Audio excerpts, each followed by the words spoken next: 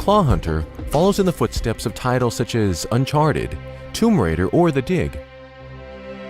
It's an action-adventure game with a focus on a thrilling main storyline which takes place in 17th century on a Pacific island where Cretaceous life has been perfectly preserved. You will get to observe many different kinds of dinosaurs and other prehistoric life, and explore beautiful and rugged vistas of this long-forgotten place. Also, you need to be on the lookout for dinosaurs. They may be a threat, as well as helpful companions. You may learn how to tame them, ride them, or even fly them. But the dinosaurs are not the only danger you may encounter on the island. There are also human enemies, far more insidious than any dinosaur can be. You will have to pit your wit against them. The story will be propelled forward by cinematic scenes, adding to the film atmosphere of the game.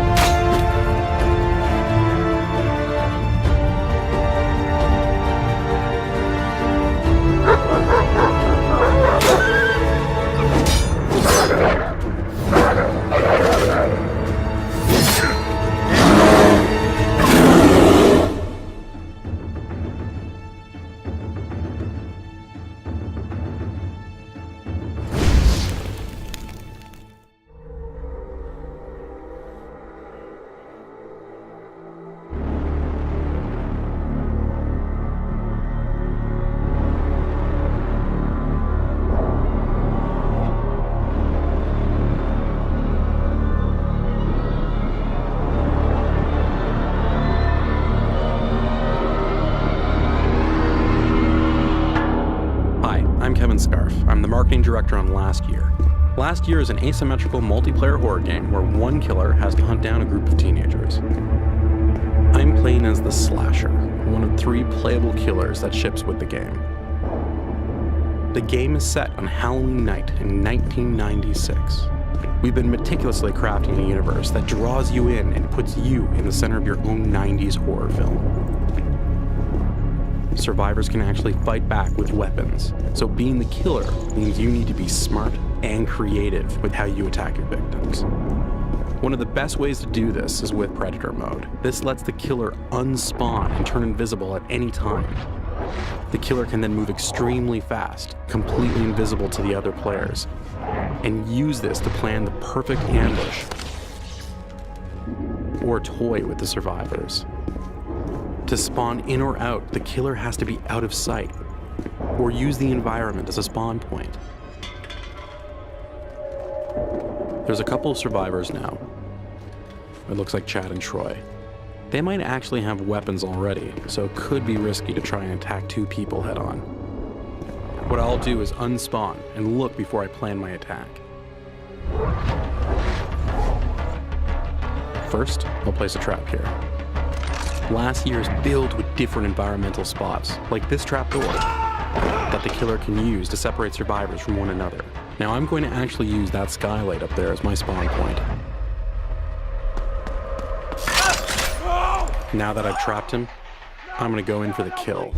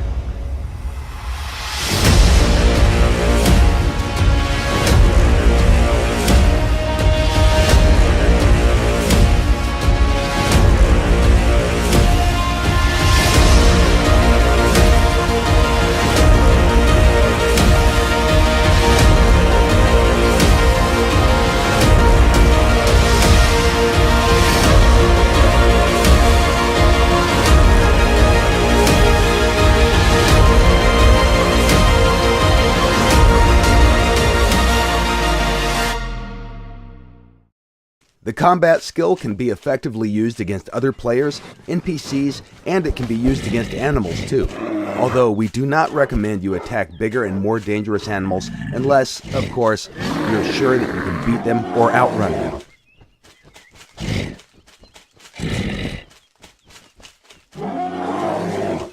During the combat and the physical condition of his character.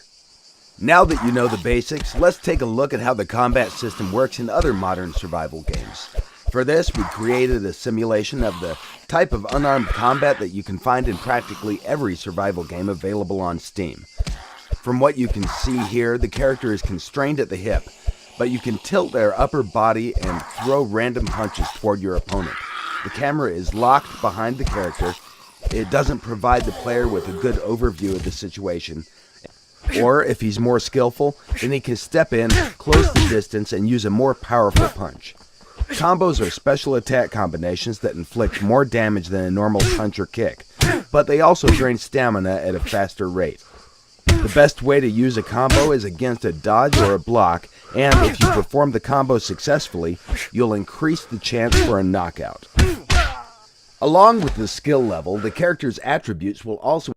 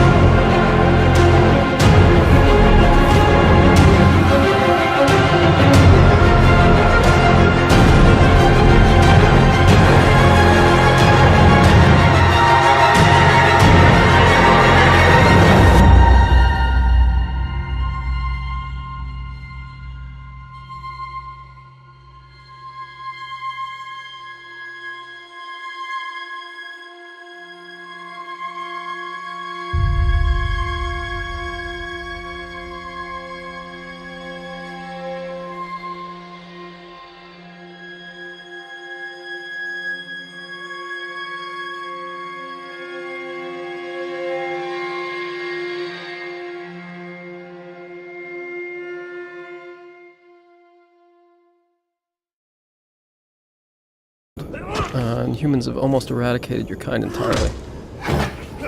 Here we can see two of them hacking away at the body of your father, probably to take a trophy. They've spotted us. We need to get away. And while a child, you can easily be killed, even by the weakest humans.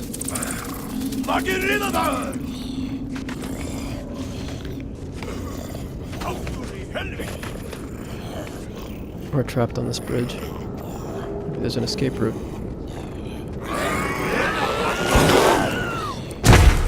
Okay, I think we're safe. As you move around the caves and tunnels that these creatures inhabit, you'll see what humans have done to your kind over the years. Sneak to safety. Now, one of the things about being a young creature is that you can crawl into spaces that no human could follow.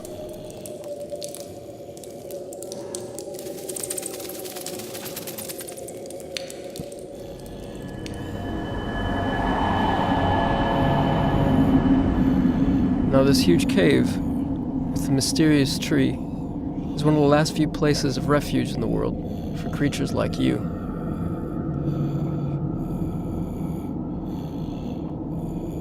So that's the world through the eyes of a young creature, running away from even the weakest human. Now we're going to go forward in time and see the world through the eyes of a larger, more powerful adolescent creature, and see what they're capable of doing.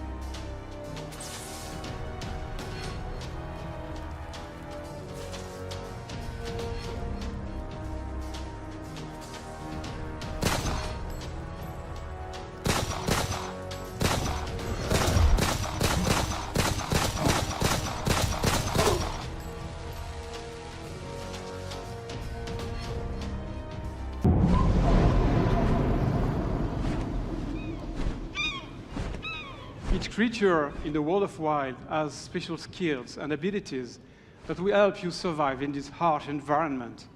This eagle has a very powerful vision, which will help you to spot and catch small creatures, like those snakes over there.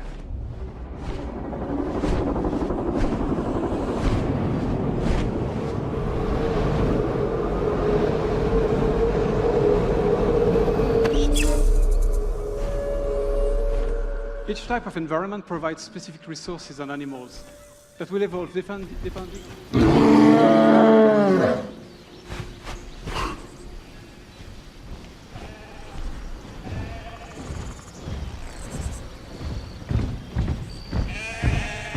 The bear is a powerful ally that will help me during challenging combats. It is also a very fast and friendly mount, which is quite handy to travel across the vast and seamless world of wild.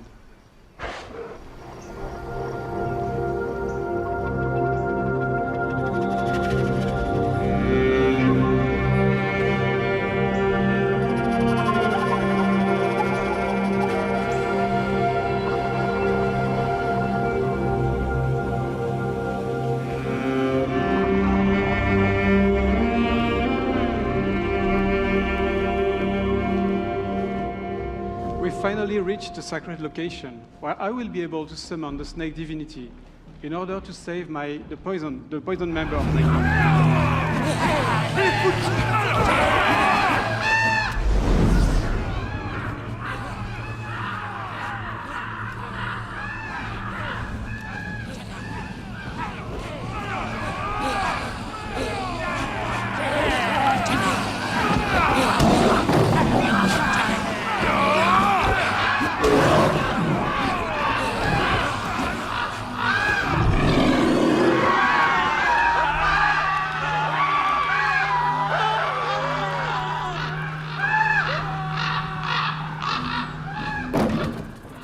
Now that the area is safe, I can finally reach the sacred sanctuary. There's a lot of places like that in Wild, and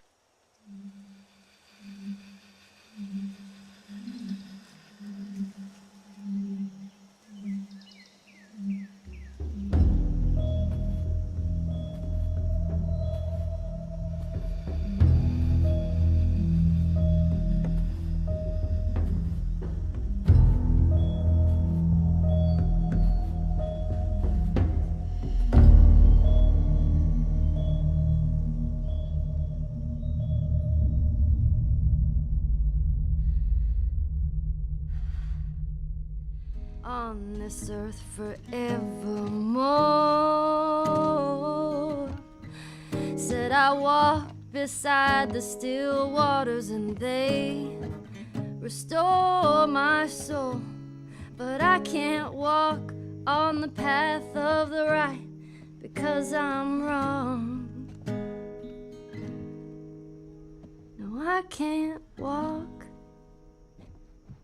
on the path of the right, 'cause I'm wrong.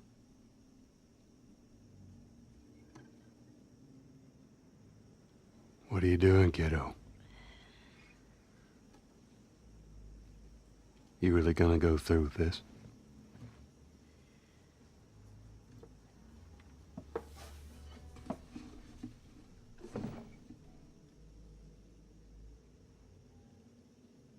I'm gonna find,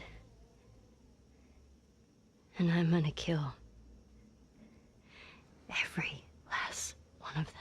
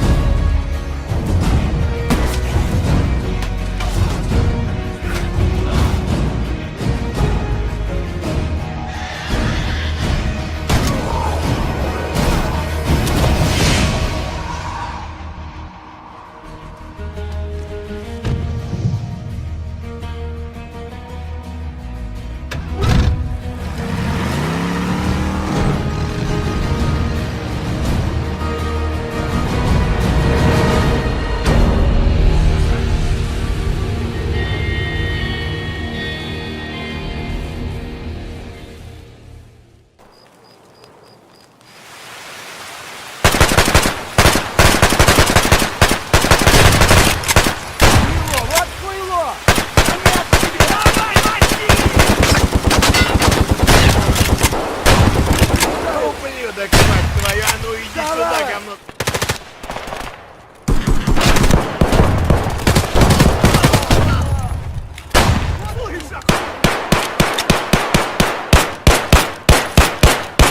Гений, да!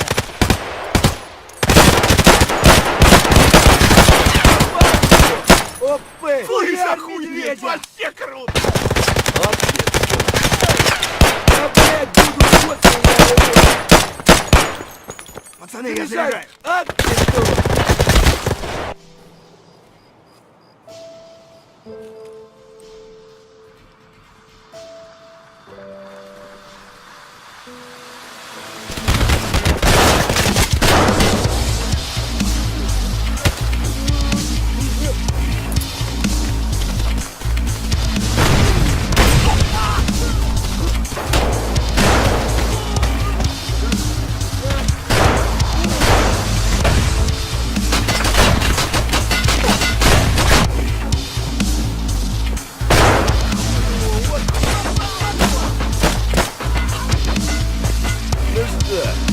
Неплохой день, господа.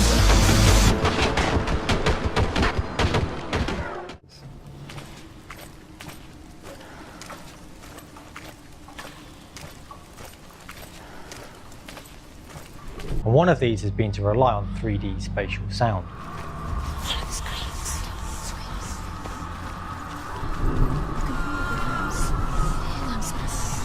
No one will judge her.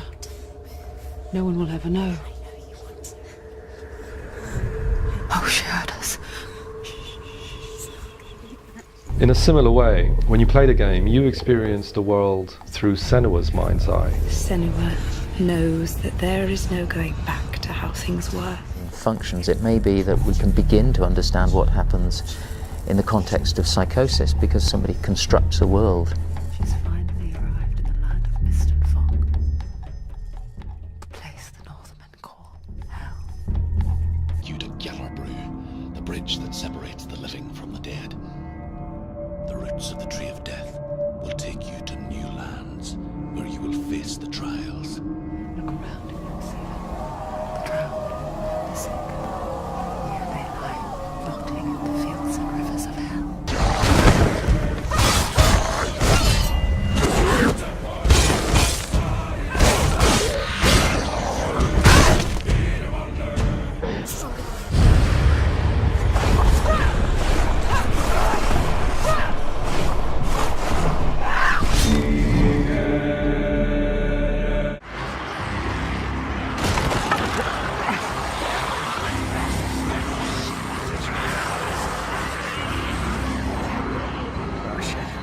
Oh shit!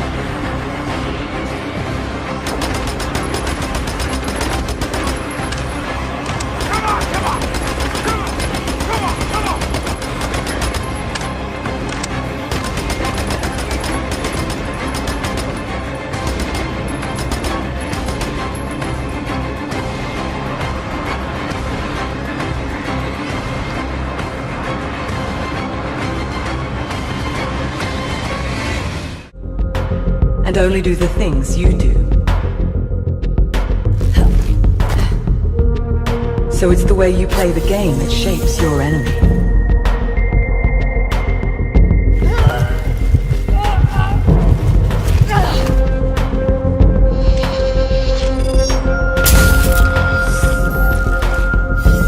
Every interaction, every movement, has consequence. But it's only once your behavior diverges enough from the current echoes, and the palace reboots, that the echoes will be updated. So when the light returns, you'll be facing its newest version of you. Reborn with all the choices you made in the last cycle. They learn from me. They do what I do.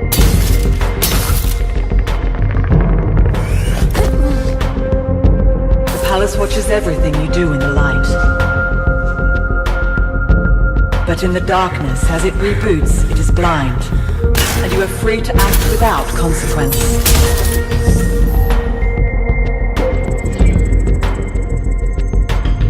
The only way the echoes never change is that they'll always want to kill you. But you decide which tools they have at their disposal. If you cease to do something, so will they after the next blackout. Always stay a step ahead of the echoes. And keep a cool head if you want to survive the palace.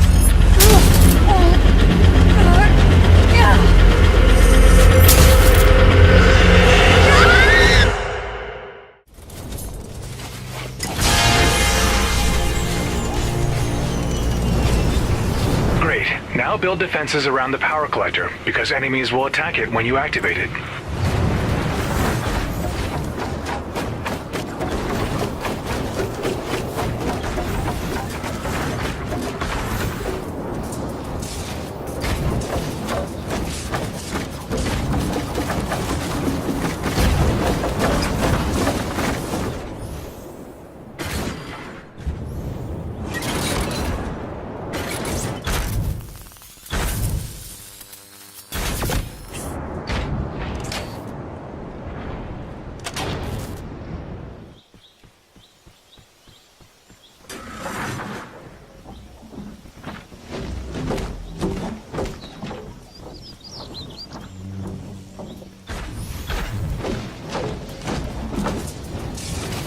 Atlas activated. Now defend the Atlas until the gate has been closed.